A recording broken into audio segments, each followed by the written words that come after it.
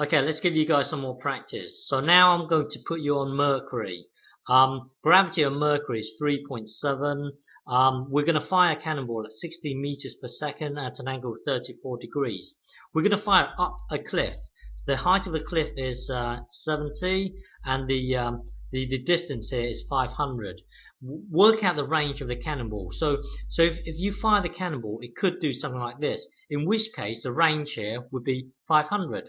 Or if it does something like this, the range is 500. If it's something like this, the range is 500. But the thing is, it might go over like this. So in which case, the range will be the horizontal distance here. Okay, the horizontal distance from here to here. Okay, or if it does something like this, the range will be this distance, the horizontal distance from the cannon. Okay, so do whatever you want. Try to find out the location of the maximum height. That will give you a good indication of what's going on. So for example, if the maximum height is over here, then you know, well, it could do something like this. Or if the maximum, remember, our drawing's not to scale. So well, if the maximum height is over here, then well, you get an idea of what's going on. But if the maximum height is below 70, then you know it's never going to get over the cliff. Or if the maximum height is 70, well, if the maximum height is 70, even if you're firing it vertically, you're never going to be able to get over the cliff. It has to be higher than 70. So if the maximum height is over here, let's say 70 over here, then it's unlikely to do that.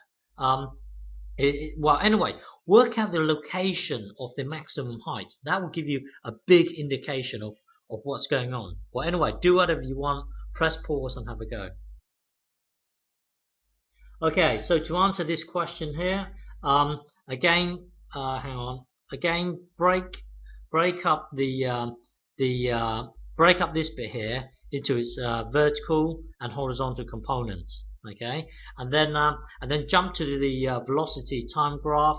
Find out the time of flight to get to the maximum height. So I've gone through this already. So if you don't understand this, watch some of the previous video. So the time of flight will be this. Okay, and once you've got your time of flight, jump back to your velocity time graph and work out the area underneath the graph here. That would represent the actual height in meters.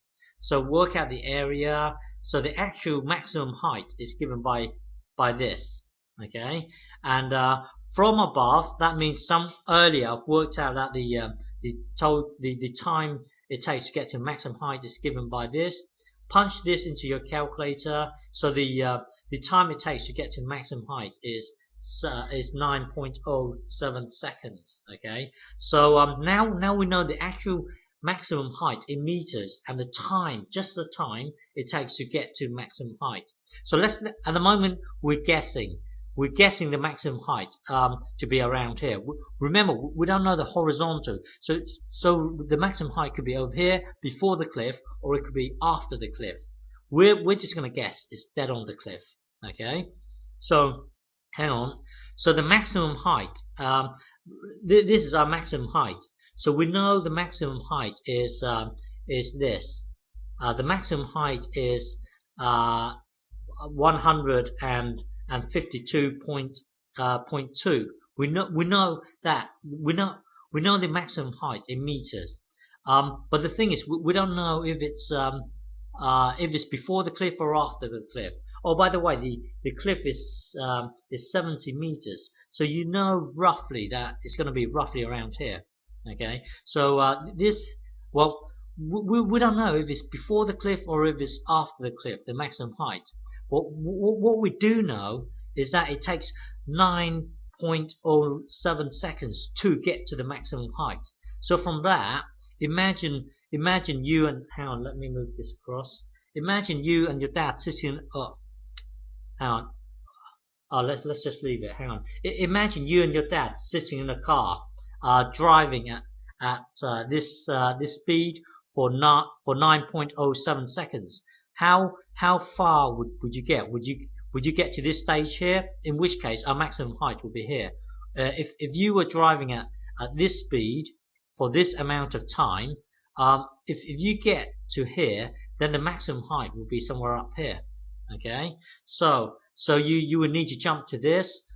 The horizontal speed of the car is this. You're going to drive it for 9.07 seconds. So well, just get this times this. That will give you the horizontal distance to get to the maximum height. So look at this here. So this number here is actually this number here. Hang on. So here, okay. So we've worked out you sitting in a car driving at 60 cos 34 degrees for 9 point something seconds. It would take you 451.16 meters. Okay, so which means that now we know the exact location of our maximum height. We know it's this amount high and then this distance across. Well, the cliff is 500 meters away, but we have only driven this amount of distance. So basically the maximum height, you know, is roughly here, as opposed to over here or dead on the cliff. Dead on the cliff, it would be 500, but here we've only done 451 point something.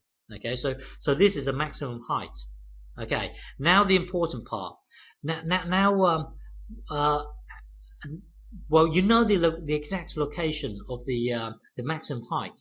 You see, well, you're going to fall because of this cliff here. You're going to fall.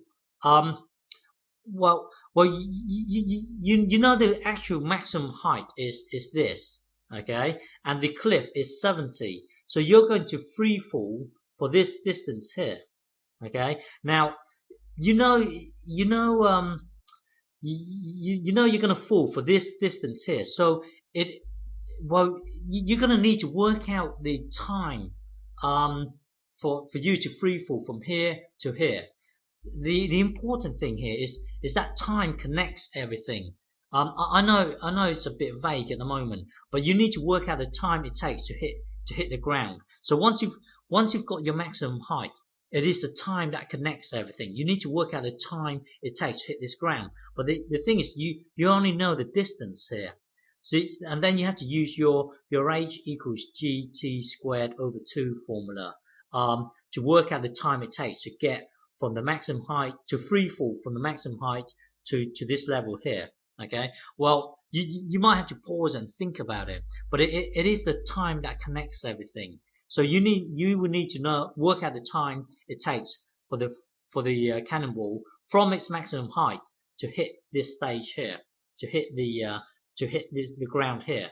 Okay, so in order to do that, you need, well, don't forget we know the maximum height is 150 blah blah blah. Well, get this. Take away the height of the hill or the cliff, and then that will give us this distance here. Once you've got that distance, jump to your free fall formula. Okay, so now get this. Hang on. Get this. Take away 70, so that will give you this distance here. Okay, this distance here. So basically, the cannonball is going to free fall for this distance. Now jump to your magical free fall formula here, and then put the, well, remember this h here, this h here is this here. Put it into the h here. Okay, so basically now it's just, well, blah blah blah blah blah. You're going to free fall for another 6.66 seconds. So the cannonball is here. Well, it's going to do something like this. Well, the time of flight from here, the time of flight from here to here would be 6.66 seconds. Okay, so you know when you're here, you know you're going to travel for another 6.66 seconds. So now imagine you and your dad sitting in the car from the maximum height. Okay, you're still doing this speed here. So you're going to do it for another 6.6 seconds. So how far would you travel in 6.66 seconds? Okay, so once you're here, because you know the time of flight here, then imagine you and your dad sitting in a car here driving for this speed for another 6.66 seconds. So that would take you another 333 blah blah blah meters. Okay, so what that means is when you're here, you're going to, if you travel for another 6.66 seconds, you're going to do another what? Another 333.28 meters. Okay, so from here to here, you're going to do another this amount of meters. Okay, so overall, this is what's happening here. Because you 6 point whatever seconds earlier, 6.66 seconds, you're going to do this amount of distance in meters. Now earlier, the max, we know that this distance here, is this, and then you're going to do another 3 point blah blah blah. So the range here, the actual range here is this plus this. Okay, you notice that well, from here to here it's 450 something. Well, if you imagine you extend this here, okay, you see this distance here would be the same as this distance here, but because you're on a hill, when you hit this stage, it's going to be less than this here. But basically, hang on, from here to here, imagine you're falling through the hill here. It would be this 451.16. But because you're on a hill here, notice that this figure here is less than this figure here. Okay. Well, anyway, the range will be this plus this, because you actually want to know this distance here. So from here to here is this, and then you're going to do another 3. Well, basically it's going to be this plus this. So the whole range is given by this.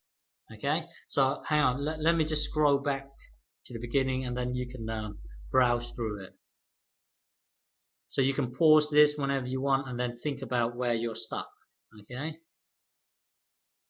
Hang on.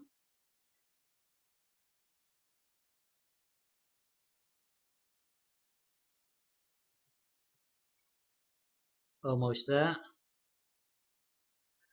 Yeah. Remember just remember that the time. When you're here, yeah, you're pretty much done here. So this is your answer here. Just remember that this important point here is the time. It's the time that connects everything. So it depends on your problem. Okay. Just remember that it's the time that connects everything. You need to work out the time it takes to do this here. Yeah, just remember that. Okay.